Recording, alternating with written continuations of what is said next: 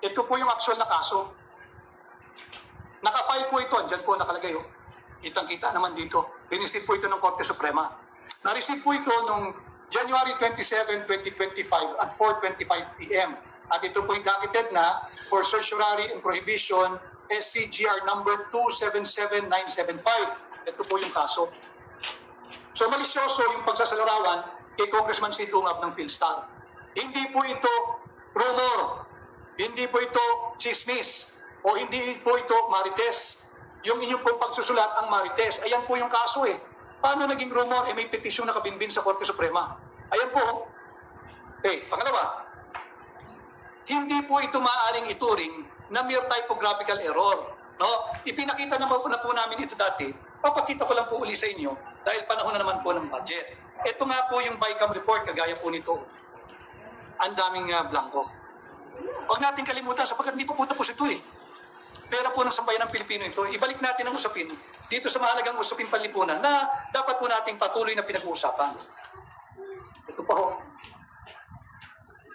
So hindi po chismis to. Mali po yung report ng Philippine Star. Hindi po makatarungan na inyong yuyurakan at malisyoso yung inyong pagsasalarawan sa isang napakamarangal na tao, si Congressman Sid Ungab. Hindi po aatras yan.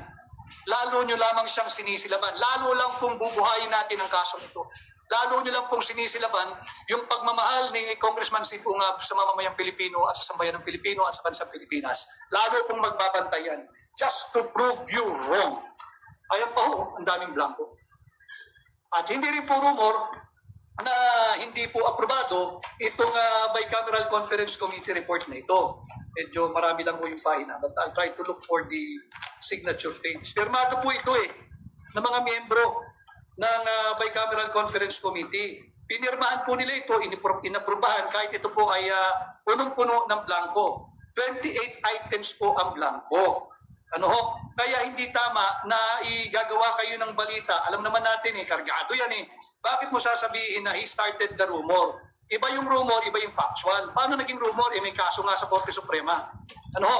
So mali po yung balitang yan, hindi po dapat nating kondinahin. At in fact, kailangan nating itama ito for the sake of fairness at yun nga ho, nailathala na eh. Nailathala na. At masagawa yung pagsasalarawan. At ayan ho, pirmado eh. Ito yung blankong Bicameral Conference Committee report. Kaya po natin ito laging pag-uusapan, sapagkat hindi ho kami papayag mga petitioner, natatawagin ninyo si Congressman Sid Ungab na marites lamang. At pagbibintangan na siya ang nagsimula o nagpakalat ng rumor o chismis. Ito po, paano naging chismis? Pirmado, aprobado, ratifikado. Ito mga blankong Bicameral Conference Committee report. Tingnan po ninyo maigi.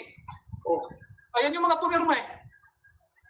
Ang sinasabi, ang drama ngayon ng mababang kapulungan, they're all for transparency and accountability. Ito, transparent tayo.